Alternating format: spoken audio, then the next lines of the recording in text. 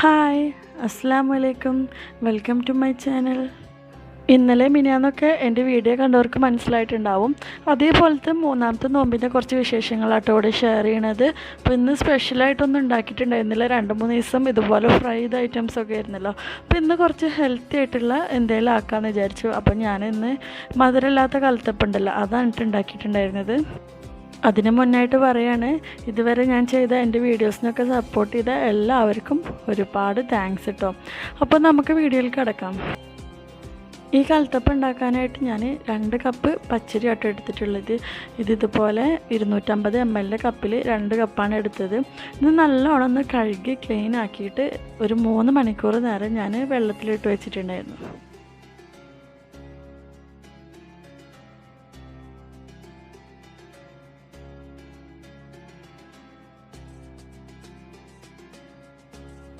മൂന്ന് മണിക്കൂർ കഴിഞ്ഞതിന് ശേഷം ഞാൻ വന്ന് നോക്കിയപ്പോൾ നമ്മൾ വെള്ളത്തിലിട്ട് വെച്ച അരിയൊക്കെ നല്ലോണം തന്നെ കുതിർന്ന് വന്നിട്ടുണ്ട്. ഇതിലേക്ക് ഇനി നമുക്കൊരു 7 ചെറിയ ഉള്ളി വേണം. അതൊക്കെ ഒന്ന് ഞാനൊന്ന് വേഗം തന്നെ ക്ലീൻ ആക്കിയെടുത്ത്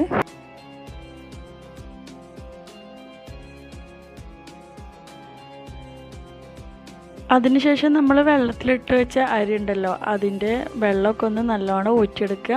അതിലേക്ക് നമ്മൾ അരി എടുത്ത അതേ കപ്പിൽ തന്നെ 1 കപ്പ് ചോറ്, നിങ്ങൾക്ക് ഏത് ചോറ് വേണമെങ്കിലും യൂസ് ചെയ്യാം കേട്ടോ. പിന്നെ നമ്മൾ ക്ലീൻ ആക്കി വെച്ചിട്ടുള്ള ആ ചെറിയ ഉള്ളി, അതുപോലെ തന്നെ നമ്മൾ അരിയെടുത്ത അതേ കപ്പിൽ ഞാൻ 2 കപ്പ് വെള്ളം ഒഴിച്ചു കൊടുക്കുന്നുണ്ട്. അതിനുശേഷം ഞാൻ അതിലേക്ക് 1.5 മുതൽ 2 ടീസ്പൂൺ വരെ പെരിഞ്ജീരകം ഇട്ട് കൊടുത്ത് ഇനി ഇതെല്ലാം കൂടിയിട്ടൊന്ന് നമുക്ക് അരച്ചെടുക്കണം. അപ്പോൾ ഇത് ഒരുമിച്ച് അരക്കാൻ പറ്റാത്ത കാരണം ഞാൻ 2 പ്രാവശ്യമായിട്ടിട്ടാണ് അരച്ചെടുക്കുന്നത്. ഇപ്പോൾ ഇതാ ആദ്യത്തെ നല്ലോണം അരച്ചെടുത്തിട്ടുണ്ട്. ഇനി നമുക്ക് ബാക്കിയുള്ളതും കൂടിയിട്ട് ഇതുപോലെ അരച്ചെടുക്കാം. ഇപ്പോൾ ഇതാ അടുത്തതും നല്ലോണം അരച്ചെടുത്തിട്ടുണ്ട്. ഇനി നമുക്കിതിലേക്ക് വേണ്ടത് തേങ്ങയാണ്. ഞാനിപ്പോൾ ഇതിലേക്ക് 1/2 കപ്പ് മുതൽ 1/4 കപ്പ് വരെ തേങ്ങയാണ് എടുത്തിട്ടുള്ളത്. ഇടയിലൊന്ന് കടിക്കാൻ ഇഷ്ടമുള്ളതുകൊണ്ടാണ് ഇങ്ങനെ ചെയ്യുന്നത്. നിങ്ങൾക്കിത് നല്ല പേസ്റ്റ് ആക്കണം എന്നുണ്ടെങ്കിൽ അരിയൊക്കെ അരക്കുമല്ലോ, അതിൻ്റെ കൂടെ തന്നെ ഒന്ന് നല്ലോണം അരച്ചെടുത്താൽ മതി കേട്ടോ. അപ്പോൾ ആ തേങ്ങ കൂടി ഞാൻ ഈ അരച്ച മിക്സിയിലേക്ക് ഇട്ട് കൊടുക്കുകയാണ്. അതുപോലെ തന്നെ ഞാൻ ഇതിലേക്കൊരു ചെറിയ സവാള എടുത്തിട്ടുണ്ട്. അതിൻ്റെ പകുതി ഇതുപോലെ ചെറുതാക്കി കനം കുറച്ചിട്ട് ഒന്ന് നീളത്തിൽ അരിഞ്ഞിട്ട് ഇതിലേക്ക് ഇട്ട് കൊടുക്കാം. ഇനി ഇതൊന്ന് ഇളക്കി കൊടുത്ത് നോക്കാം. ഞാനിപ്പോൾ ഇതിൻ്റെ ഈ കൺസിസ്റ്റൻസി എങ്ങനെയുണ്ട് നോക്കിയപ്പോൾ എനിക്ക് കുറച്ച് തിക്കായ പോലെ തോന്നി. അപ്പം ഞാൻ ഇതിലേക്കൊരു 1/4 കപ്പോളം വെള്ളം കൂടി ഒഴിച്ചു കൊടുക്കുന്നുണ്ട്. ഇനി നമുക്ക് ഇതിലേക്ക് ആവശ്യത്തിനുള്ള ഉപ്പ് ഇട്ട് കൊടുക്കാം. എന്നിട്ടൊന്ന് നല്ലോണം മിക്സാക്കി എടുക്കാം. ഇനി നമുക്കിതൊന്ന് കുക്ക് ചെയ്തെടുക്കാം. അതിന് വേണ്ടിയിട്ട് ഞാനൊരു പാനാണ് എടുത്തിട്ടുള്ളത്. നിങ്ങൾക്ക് വേണമെങ്കിൽ കുക്കറും യൂസ് ചെയ്യാം. അതിലേക്ക് ഞാൻ കുറച്ച് വെളിച്ചെണ്ണയാണ് ഒഴിച്ചു കൊടുക്കുന്നത് കേട്ടോ. അതിനുശേഷം നമ്മൾ നേരത്തെ കട്ട് ചെയ്ത് വെച്ചിട്ടുള്ള ഒനിയൻ ഉണ്ടല്ലോ, അതിൻ്റെ പകുതി മാറ്റി വെച്ചിട്ടുണ്ടായിരുന്നു.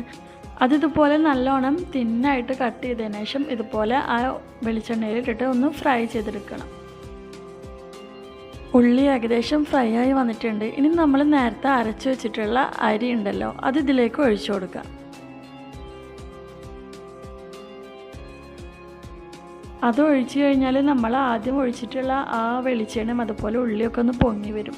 അപ്പോൾ നമുക്കൊരു സ്പൂൺ വെച്ചിട്ട് ഇതുപോലെ ഒന്ന് എല്ലാ സൈഡിലേക്ക് ആക്കി കൊടുക്കാം. അതിനുശേഷം ഈ പാത്രം ഒന്ന് അടച്ച് വെക്കുക. എന്നിട്ട് ഇതൊരു 45 മുതൽ 50 മിനിറ്റ് വരെ ലോ ഫ്ലെയിമിലിട്ടിട്ട് കുക്ക് ചെയ്തെടുക്കാം. ഈ സമയം കൊണ്ട് ഞാൻ ഫ്രൂട്ട്സൊക്കെ ഒന്ന് നല്ലോണം കഴുകി ക്ലീൻ ആക്കി എടുക്കുകയാണ്.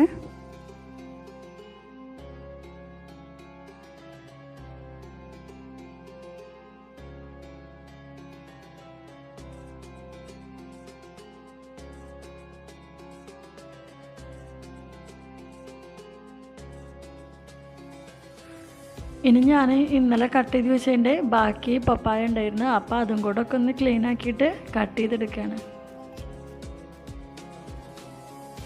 ഇപ്പോൾ അതാ ഒരു 40 മിനിറ്റ് ആയിട്ടുണ്ടാവും. നമുക്കിതൊന്ന് തുറന്ന് നോക്കാം.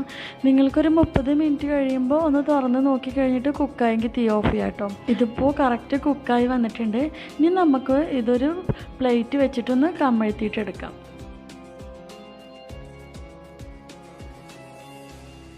ഇതിപ്പോൾ അടിയിലൊന്നും പിടിക്കാണ്ട് നല്ല രീതിയിൽ തന്നെ വെന്ത് വന്നിട്ടുണ്ട്. ഈ കാണുന്ന ഹോൾ എന്തെന്ന് വെച്ചാൽ മാവ് പാനിലേക്ക് ഒഴിക്കുമ്പോൾ എയർ കയറിയിട്ടുള്ളതാട്ടോ. ഇത് നമുക്ക് 2 സൈഡും കുക്ക് ചെയ്തെടുക്കണം എന്നുണ്ടെങ്കിൽ ഈ പാത്രത്തിലേക്ക് മറിച്ചിട്ടതിന് പകരം ഒരു ഫ്രൈ പാനിലേക്ക് മറിച്ചിട്ടിട്ട് ഒരു 5-10 മിനിറ്റ് ഒന്ന് കുക്ക് ചെയ്തെടുത്താൽ മതി.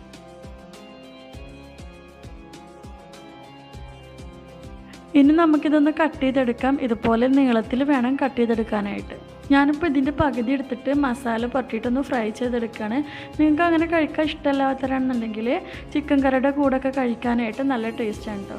ഇതിനുള്ള മസാല ഉണ്ടാക്കാനായിട്ട് ഞാനിപ്പോൾ 1 ടീസ്പൂണ് മുളക് പൊടി, ആവശ്യത്തിനുള്ള ഉപ്പ്, 1/4 ടീസ്പൂൺ മഞ്ഞൾപ്പൊടി, 1/4 ടീസ്പൂൺ ഗരം മസാല, ഒരു 3-4 ടേബിൾ സ്പൂൺ വെള്ളം, ഇതും കൂടി ഒഴിച്ചിട്ട് നല്ലോണം മിക്സാക്കി എടുക്കുക.